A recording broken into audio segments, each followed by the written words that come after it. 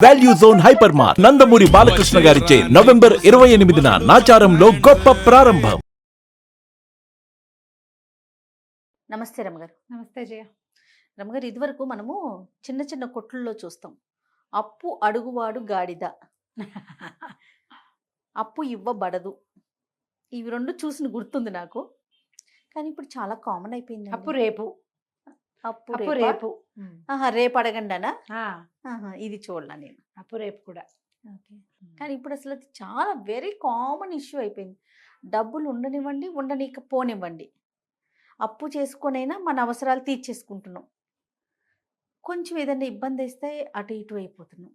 అలాంటిది ఎక్కువ చూడట్లేదా రమ్మగారు? అంటే చూస్తున్నాం గాడ్జెట్స్ కానీ- కోసం కావచ్చు, అవసరాల కోసం కావచ్చు, స్పీడ్ అయిపోయింది. ఇదివరకు భయపడేవారు అప్పు తీసుకోవాలి అంటే, ఆ కాన్సెప్టే లేదు. అప్పు అంటే వడ్డీ రూపంలో ఇచ్చేవాళ్ళు కూడా ఎక్కువైపోయారు కదండి. అవును కదా వాళ్ళు కాదు, బ్యాంకులు.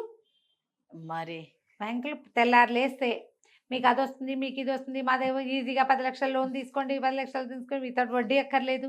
మీకు తెలుసా, మనకి అకౌంట్ ఉండక్కర్లేదు ఆ బ్యాంకులో. అక్కర్లేదు. నేను అడుగుతా, ఒక కమ్మనమ్మా అసలు నా పేరు మీద మీకు అకౌంట్ ఉందా మీ బ్యాంకులోని? లేదు మేడం. మరి నువ్వు ఎట్లా ఇస్తావే తల్లి, నాకు ట్రాన్సాక్షన్ తెలియకుండా? మన సంగతులు తెలుసు వాళ్ళకి, తెలిసిపోతాయేమో తెలుసుకుంటున్నారు. బహుశా. తెలుసుకుంటారు. ఇప్పుడు బ్యాంకులు ఇస్తున్నాయి. ఇప్పుడు అప్పు చేయటము తప్పు కాదు, ఇవ్వటము తప్పు కాదు జయ.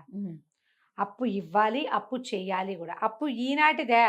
వెంకటేశ్వర స్వామి తీసుకున్నాడు అప్పు పెళ్లి చేసుకోవడానికి కలియుగారంభంలోనే. అప్పులు చేయకుండా కుదరదే, అవసరాలకు చేయాల్సి వస్తుంది. అవును.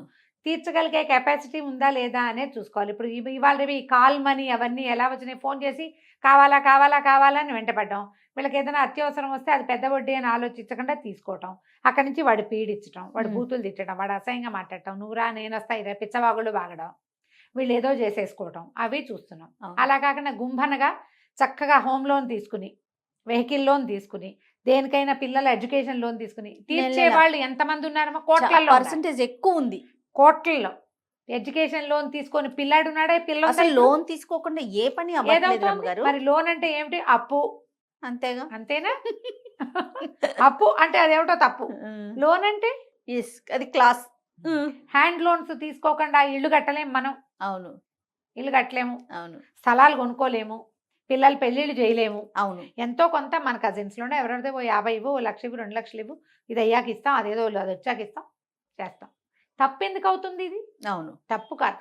కాకపోతే మనకి రాబడి ఉందా లేదా, దానికి తగ్గట్టు రాబడి ఉండటం, మనం కట్టగలగటం. అవసరాల కోసం అప్పులు చేయొచ్చు, ఆడంబరాల కోసం అప్పు చేస్తే కష్టం. ఎస్. నువ్వు దేనికోసం అప్పు చేస్తున్నావు, దేనికోసం అప్పిస్తున్నావు, ఇచ్చేది పక్క పెట్టు. ఇచ్చేవాడు వాడి ఇష్టం. మనం తీసుకునే వాళ్ళల్లోనే ఉన్నాం, మనం ఇచ్చే వాళ్ళల్లో లేం కదా. అస్సలు తీసుకోవటం ఎలా తీసుకోవచ్చు?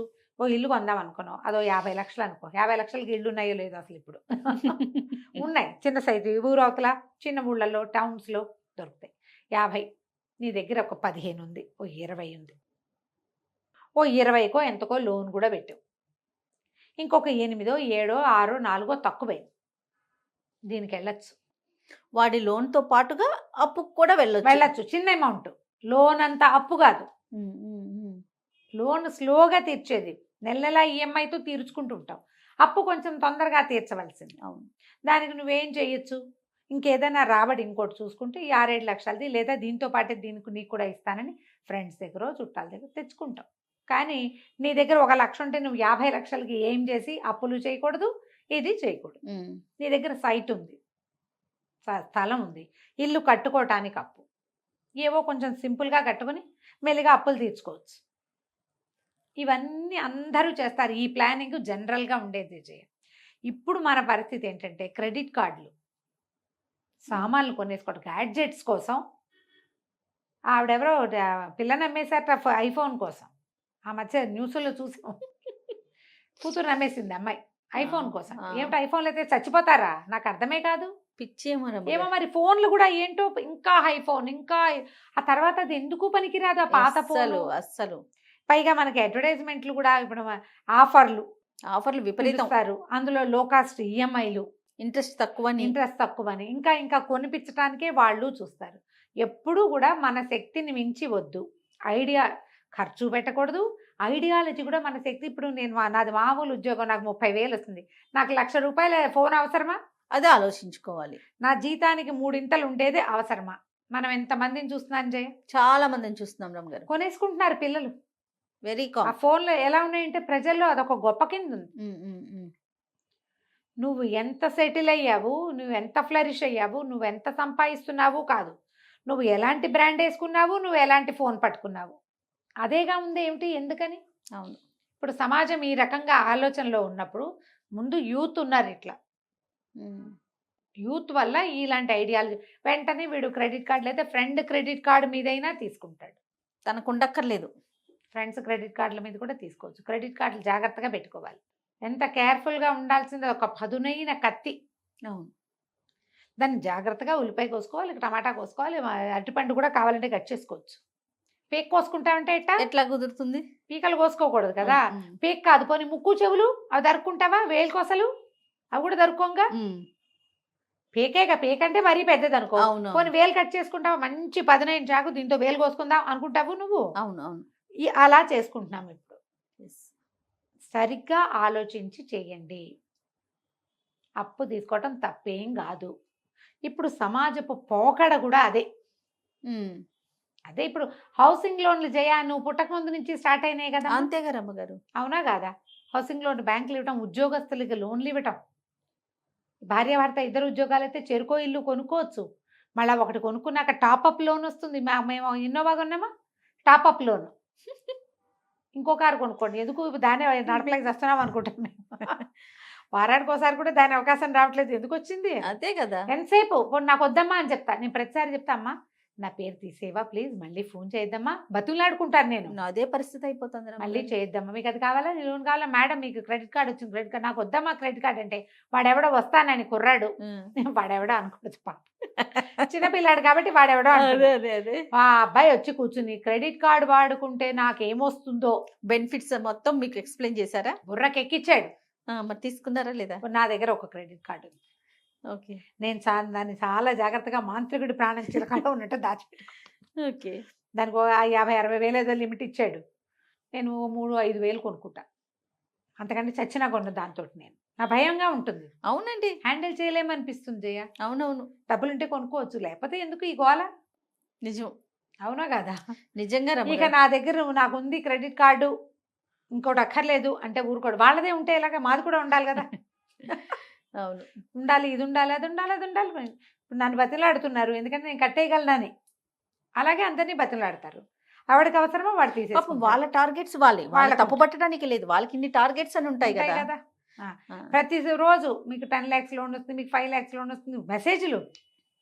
ఆ లక్షలు తీసుకుని ఏం చెయ్యాలి? కోట్లలో చెప్తున్నారు రమ్మగారు. అంటే నేను నా పరిస్థితి లక్షలు కాబట్టి చెప్తున్నాను. నేను కోట్లు కూడా ఇస్తాయి బ్యాంకులు అని చెప్పి అసలు నాకు అనిపిస్తుంది, ఇట్లా కోట్లు ఇచ్చేస్తామంటారు. ఏంటి వీళ్ళకి, ఎట్లా కట్టలేకపోతే అప్పుడు ఏం చేస్తారా? నేను కట్టగలిగే వాళ్ళకే ఇస్తారు, తర్వాత వసూలు చేసుకుంటారేమో. మరి వాళ్ళు ఏ రకంగా వసూలు చేసుకుంటారు? పేపర్లు లేకుండా కూడా ఇచ్చేస్తామంటారు.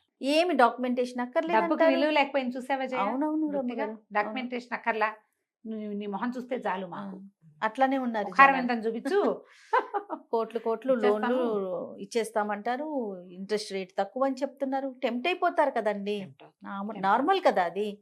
మనం కట్టగలమా అప్పుడు ఫ్యూచర్ సంగతి తర్వాత ఆయన మించి ఐడియాలజీ వచ్చేస్తుంది కదా. ఫ్యూచర్ మనం కట్టలేకపోతామేమో అని ఆలోచించం, అదే వస్తుంది కదా అనే ఆలోచన ఎక్కువ ఉంటది కదా. సంపాదన పెంచుకోవటం కంటే ఈ క్రెడిట్లు ఇవి పెంచుకోవటం గోల ఎక్కువగా ఉంటుంది. అవును, ఇంకా అసలు మామూలుగా వడ్డీకి ఇచ్చే వాళ్ళ సంగతి ఏమో గానీ, బ్యాంక్స్, కార్పొరేట్ బ్యాంక్స్ అని, గవర్నమెంట్ బ్యాంక్స్ అని, డిఫరెంట్ ఫీల్డ్స్ నుంచి నెంబర్ ఆఫ్ కాల్స్. ఏవైనా జయ, బ్యాంకుల్లో కూడా ఇప్పుడు మన అవసరాలకి బంగారం పెట్టచ్చు, ఆస్తులు పెట్టచ్చు, ఇళ్ళు వాకిళ్ళు, స్థలాలు, పొలాలు ఏవైనా పెట్టేసేయచ్చు. తీసుకోపోతే అక్కడే పడి ఉంటూ ఉంటాయి. కొంతమంది ఇవి ఎలా ప్లాన్డ్ గా తీర్చుకోవాలి. గోల్డ్ పెట్టాం అవసరానికి, బంగారాలు అందుకే మరి ఖచ్చితంగా పెట్టాము. గోల్డ్ పెడితే ప్రతి నెల దాని ఇంట్రెస్ట్ కట్టుకుంటూ జాగ్రత్తగా సంవత్సరం 2 ఏళ్ళు తిరిగేసరికి అసలు కట్టి మన బంగారం తెచ్చుకుంటే అప్పు తీరిపోతుంది, బంగారానికి బంగారం ఉంటుంది, మళ్ళీ ఇంకోసారి ఆదుకుంటుంది. స్థలాలైనా పొలాలైనా ఏదైనా ప్లాన్డ్ గా చేయవలసిందే. ప్లాన్డ్ గా చేయాలి కదా. ఎప్పుడూ కూడా అప్పు తీసుకోవడం తప్పేం కాదు. తీర్చగలిగే దారి చూసుకుని ఈ దారి ఉంది అని దీనికి వెళ్తే మీరు సేఫ్గా ఉంటారు. మీతో పాటు మీ సమాజం, మీ ఫ్యామిలీ ఫ్యామిలీ అండి. ఫ్యామిలీ సేఫ్గా ఉంటుంది. చాలా మంది ఈ అప్పుల్లో ఇరుక్కునే ఫ్యామిలీతో సహా వెళ్ళిపోయే వాళ్ళు కనపడుతున్నారు. అవునవునవును. అంత పెద్ద వాటిలోకి వెళ్ళొద్దు. ఆసరా చూసుకుని చెయ్యండి. ఎస్. ఆసరా లేకుండా చేయబోకండి, జాగ్రత్త అంతే. నమస్తే. నమస్తే.